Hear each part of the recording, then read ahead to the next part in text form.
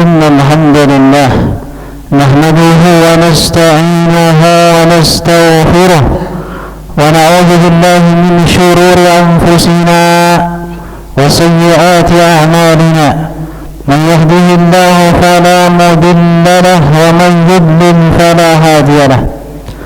أشهد أن لا إله إلا الله وحده لا شريك له إقرارا به وتوحيدا، وأشهد أن محمدا عبده ورسوله الذي قد بلغ الرسالة وأدى الأمانة ونصح الأمة وجاهد في الله حق جهاده حتى أتاه اليقين، صلوات ربنا عليه وعلى آله وأصحابه ومن اتبع بسنته إلى يوم القيامة. فقال جل في علا في كتابه الكريم: أعوذ بالله من الشيطان الرجيم. يا أيها الذين آمنوا اتقوا الله حق تقاته ولا تموتن إلا وأنتم مسلمون.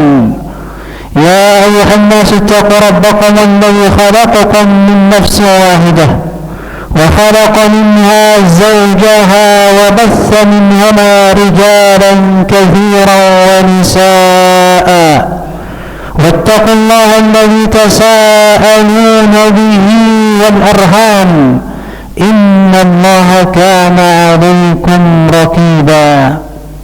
وقال تعالى: يا أيها الذين آمنوا اتقوا الله وقولوا قولا سديدا يصلح لكم أعمالكم ويغفر لكم ذنوبكم، ومن يطع الله ورسوله فقد فاز فوزا عظيما. أما بعد، فإن أصدق الحديث كتاب الله، وخير الهدي هدي محمد صلى الله عليه وسلم، وشر الأمور محدثاتها، فإن كل محدثة بدعة وكل بدعة ضلالة وكل ضلالة في النار. أعاذنا الله وإياكم من النار. أيها الناس، أوصيكم ونفسي بتقوى الله فقد فاز المتقون. كمسلمين وجمرة المؤمنين، حفظنا الله وإياكم جميعا. Di antara isi dan kandungan tujuan syariat daripada agama Islam, di mana akhlakul karimah tidak bisa dipisahkan dari agama, bahwa akhlak yang mulia tidak bisa dipisahkan dari ad-din, daripada al-iman. Orang yang faham agama maka dia mesti memiliki akhlak yang mulia. Tapi orang yang berakhlak baik, orang yang budi pekertinya baik, kalau tidak ada iman, tidak ada agama, maka akhlaknya tertolak di sisi Allah Tabaraka wa Ta'ala. Syariat Islam dibangun di atas akhlak. Di antara akhlak tersebut adalah at-tawadhu'. Tawadhu' min sifatul muslim. Di antara sifat dan tanda seorang muslim, dan bahwasanya tawadhu' fahuwa sabilun ilal jannah. Dia salah satu jalan, salah satu pintu yang akan mengantarkan pelakunya, sahibnya kepada surganya Allah Tabaraka wa Ta'ala. Ketika Allah Tabaraka wa Ta'ala mengisahkan kisah Qarun laknatullahi alaihi dalam surah Al-Qasas, maka di penghujung atau di akhir daripada kisah ini, di mana di dalam kisah ini Allah menyebutkan bagaimana kesombongan daripada Qarun. Dia sombong dengan hartanya, dia sombong dengan ilmunya, maka Allah ingatkan bahwa surga itu tidak layak bagi orang-orang yang sombong seperti Qarun. Allah Azza wa Jalla berfirman dalam surah Al-Qasas di ayat 83, tilka ad-darul akhirah naj'aluha lilladhina la yuriduna 'uluwan fil ardi wa ولا فسادا والعاقبة للمتقين. Itulah negeri akhirat. Ulama tafsir menjelaskan itulah kenikmatan surga. Tilka darul akhirah. Itulah negeri akhirat, itulah kesenangan di akhirat, itulah surga Allah tabaraka wa ta'ala di akhirat. Naj'aluha, kami siapkan untuk siapa? Lilladzina la yuriduna 'uluwa, lilladzina la yuriduna 'uluwan fil ardi wala fasada. Untuk buat orang-orang yang tidak sombong di dunia. La yuriduna 'uluwa, mereka tidak pernah meninggikan diri, menyombongkan diri, dan mereka juga tidak berbuat kerusakan, tidak menyeru kepada kerusakan. Wal 'aqibatu lil muttaqin, dan kesudahan yang baik itu untuk orang-orang yang bertakwa. Ma'asyiral muslimin wa zumratal mu'minin rahimani wa rahimakumullah. Tawadu sifatnya para nabi dan rasul. Kita melihat ketika Nabi Adam alaihi salatu wassalam dihukum oleh Allah tabaraka ta'ala karena satu dosa yang dia lakukan, memakan buah dari pohon larangan, sehingga Allah menurunkan Nabi Adam dari surganya. Nabi Adam dengan tawadu menerima hukuman tersebut, mengakui kesalahan tersebut. Dia berdoa kepada Allah, Rabbana zalamna anfusana wa in lam taghfir lana wa tarhamna lanakunanna minal khasirin. Ini adalah tawadu, mengakui kesalahan, i'tiraf, kemudian kembali kepada Allah, kembali kepada jalan yang lurus dengan taubat, sehingga Allah tabaraka wa ta'ala menerima taubat dari Nabi Adam alaihi salatu wassalam karena ketawaduan dari Nabi Adam. Lihat bagaimana iblis yang juga dihukum oleh Allah tabaraka wa ta'ala, tapi dia sombong, tidak tawadu, maka Allah hukum dia setelah dikeluarkan dari surga juga dengan hukuman yang berlipat ganda. Nabi Musa alaihi salatu wassalam, man la ya'rifu Musa, siapa yang tidak mengenal Nabi Musa alaihi salatu wassalam? Beliau salah satu Rasulul Azmi, beliau kalimullah, orang yang diajak berbicara langsung oleh Rabbul Alamin. Kemuliaan, kehormatan, kedudukan yang sangat mulia Allah berikan kepada Nabiullah Musa alaihi salam. Tapi lihat bagaimana Nabi Musa alaihi salam ingin belajar, dia berangkat untuk menemui Nabi Khidir alaihi salam. Kita tidak bisa membandingkan keutamaan yang dimiliki oleh Nabi Musa alaihi salam dengan Nabi Khidir. Ya, akan tetapi Allah perintahkan Nabi Musa untuk mengambil hikmah, mengambil ilmu dari orang yang di bawahnya, Nabi Khidir alaihi salatu wassalam. Inilah tawadu di hadapan Allah, di hadapan ilmu. Lihat Nabi Sulaiman alaihi salatu wassalam. Nabi Sulaiman alaihi salatu wassalam, Allah berikan bukan hanya risalah, bukan hanya kerasulan, bukan hanya nabi, beliau adalah raja. Beliau menguasai manusia, menguasai jin, menguasai burung, menguasai binatang, bisa merintahkan mereka. Bahkan Nabi Sulaiman alaihissalam bisa merintahkan angin. Apakah beliau meninggikan diri, menyombongkan diri di hadapan manusia? Kalla wallah. Bahkan di hadapan seekor burung hudhud, ya, Nabi Sulaiman sangat menunjukkan sifat tawadhu'nya. Ketika dalam suatu hari Nabi Sulaiman keluar dan memerintahkan seluruh bala tentaranya untuk ikut keluar dari manusia, jin, burung, semuanya ikut. Maka di satu ketika Nabi Sulaiman memeriksa barisan seluruh pasukannya, termasuk barisan burung. Maka Nabi Sulaiman tidak melihat seekor burung hudhud. Maka dia mengatakan, ma liya la aral hudhud. Kenapa saya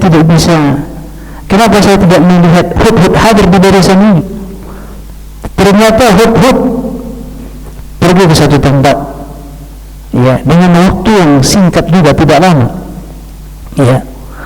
Maka Nabi Sulaiman mengatakan, la u'adzibannahu 'adaban syadida aw la'azbahannahu aw la ya'tiyanni bi sultanin mubin. Sungguh pasti aku akan menghukum hudhud karena dia keluar dari barisan tanpa izin dari pemimpin, ya. Saya akan berikan kepadanya hukuman, saya akan siksa dia dengan siksaan yang berat, atau saya akan sembelih dia, la'azbahannah. Atau pilihan yang lain, aw la ya'tiyanni bi sultanin mubin, atau dia datang membawa alasan yang kuat yang menyelamatkan nyawanya. Ini seorang pemimpin yang tegas, yang berwibawa, ya. Maka tidak lama datanglah hudhud, ya. Perhatikan di sini, Nabi Sulaiman tidak langsung menghukum hudhud, akan tetapi mendengarkan apa alasan hudhud, kenapa dia menghilang dari barisan. Hudhud mengabarkan bahwa dia mengetahui satu ilmu yang tidak diketahui oleh Nabi Sulaiman. Ahattu bima lam tuhitu bihi. Wahai baginda raja, saya mendapatkan satu berita, satu ilmu yang engkau tidak tahu. Maka Nabi Sulaiman takjub. Maka Nabi Sulaiman pun mendengarkan keterangan dari seekor burung hudhud, dan burung hudhud ini dia berikan alasan agar dia selamat. Ketika hudhud telah selesai bercerita tentang alasannya, maka apa kata Nabi Sulaiman? Sebagaimana Allah kisahkan dalam surah An-Naml, qala sananzur asadaqta am kunta minal kadhibin. Wahai hudhud, kami akan lihat, kami akan melihat apakah perkataanmu ini jujur atau engkau dusta. Yang menjadi pelajaran dari sini, ibadah Allah, bagaimana seorang raja Nabi Sulaiman mendengarkan alasan seekor burung hudhud, tidak langsung memberikan hukuman, ya. Maka bagi para guru, para ustaz, ketika muridnya berhalangan hadir, ya diminta keterangan apa alasan tidak hadir. Ketika para ayah anaknya terlambat pulang sekolah, tanyakan kepadanya apa alasannya kenapa dia terlambat pulang dari sekolah. Tidak langsung menghukum. Ini salah satu bentuk ketawaduan. Kita tidak bisa dibandingkan dengan seorang Nabi Sulaiman. Siapa kita di hadapan Nabi Sulaiman? Tidak ada apa-apanya.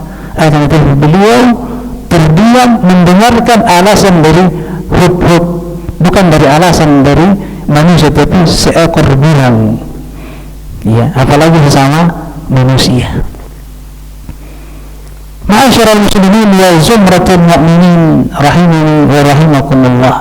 Begitu juga dengan Nabi kita yang mulia, Nabi kita Muhammad sallallahu alaihi wasallam, ketawaduan yang tidak ada tandingnya telah diberikan contoh oleh Rasulullah sallallahu alaihi wasallam. Sayyidul anbiya'ir rusul, afdalul bashar. Akan tetapi beliau kesehariannya biasa membantu keluarganya di rumah. Beliau terbiasa membantu pekerjaan apa yang dikerjakan oleh istrinya di rumah, ummahatul mukminin, ya. Seorang sahabat bertanya kepada Ibunda Aisyah radhiyallahu ta'ala anha tentang bagaimana akhlak Rasul di rumah. Maka Ibunda kita Aisyah radhiyallahu ta'ala anha mengatakan, apa yang dilakukan oleh Rasul sallallahu alaihi wasallam seperti apa yang kalian lakukan di rumah kalian. Beliau biasa menjahit bajunya, menjahit sepatunya, mengerjakan pekerjaan rumah, membantu istrinya. Ketika azan berkumandang, beliau pun keluar untuk melaksanakan sholat berjamaah. Inilah Rasul sallallahu alaihi wasallam. Dan ketika beliau melewati anak-anak yang sedang bermain, marra ala sibyan, apabila beliau melewati anak-anak Ansar yang sedang bermain, kebiasaan beliau sallama alaihim, beliau mengucapkan salam kepada anak-anak yang sedang bermain tersebut. Ketawaduan dari Rasulullah sallallahu alaihi wasallam. Suatu ketika ada seseorang datang kepada Nabi SAW dalam keadaan sahabat ini menyampaikan sesuatu dalam kondisi yang sangat gemetar. Dia sangat memuliakan, menghormati Nabi SAW sampai ucapannya terbata-bata. Maka Rasul mengatakan, tamahil ya fulan, hayyin alayka nafsak. Tenang, pelan-pelan wahai saudaraku. Sesungguhnya aku ini adalah anak seorang perempuan yang memakan makanan seperti apa yang kalian makan. Subhanallah. Inilah ketawaduan dari Rasulullah sallallahu alaihi wasallam. Aqulu qawli hadza wa astaghfirullah li wa lakum wa li sa'iril muslimin fastaghfiruhu innahu huwal ghafurur rahim.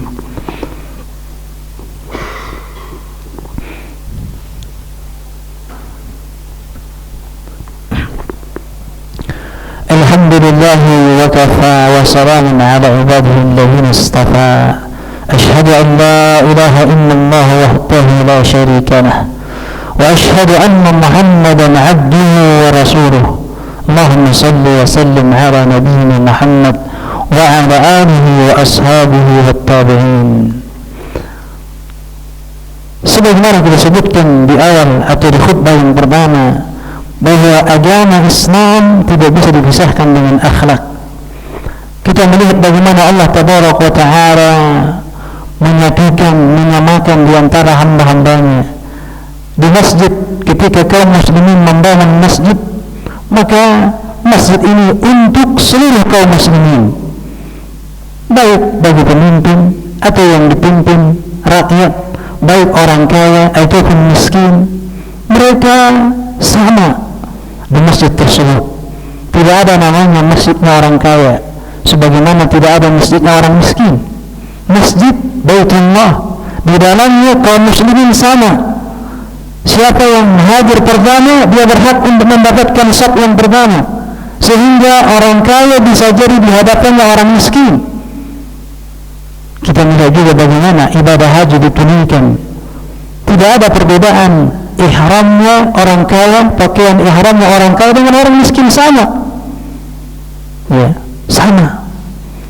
Ini menunjukkan bahawa agama Islam dibangun di atas ketawaduan. Tawadu.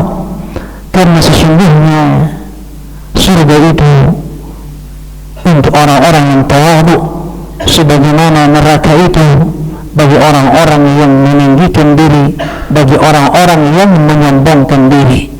Oleh karena Nabi SAW bersabda, la yadkhulul jannah man kana fi qalbihi mithqalu dzarratin min kibr. Kata Nabi SAW, tidak akan masuk surga orang yang di dalam hatinya ada sekecil zarrah dari kesombongan. Sekecil zarrah dari kesombongan. Apa itu zarrah? Zarrah itu adalah benda yang paling kecil. Sebagian ulama menafsirkan semut yang paling kecil. Semut yang paling kecil ketika diletakkan di timbangan tidak akan berpengaruh. Walaupun berpengaruh, sedikit sekali pengaruhnya. Para ulama juga menafsirkan zarrah itu ketika kita tepukkan telapak tangan ke pasir atau debu, kemudian kita membersihkannya. Apa yang tersisa dari debu tersebut itu makna dari zarrah. Sekecil itu kalau ada kesombongan sekecil itu di dalam hati seorang hamba, la yadkhulul jannah, tidak akan masuk surga. Apalagi kesombongannya sebesar batu, ya, sebesar gunung, apalagi kesombongannya meliputi hatinya, maka tidak akan masuk surga. Ya.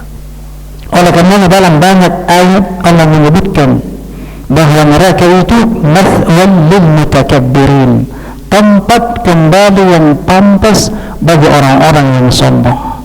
Semoga Allah Tabaraka Ta'ala menghiasi diri kita, menghiasi hati kita dengan sifat-sifat, dengan akhlak-akhlak yang mulia, dengan sifat tawadhu, dan menerima kebenaran ketika datang, menerima nasihat ketika kita dinasihati, dan mengakui kesalahan kita tatkala kita melakukan kesalahan.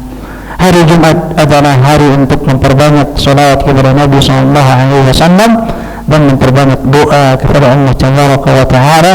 Inna Allaha wa malaikatahu yusalluna 'alan nabi ya ayyuhalladzina amanu sallu 'alaihi wa sallimu taslima. Allahumma salli 'ala Muhammad wa 'ala ali Muhammad kama sallaita 'ala Ibrahim wa 'ala ali Ibrahim innaka Hamidum Majid, wa barik 'ala Muhammad wa 'ala ali Muhammad kama barakta 'ala Ibrahim wa 'ala ali Ibrahim innaka Hamidum Majid.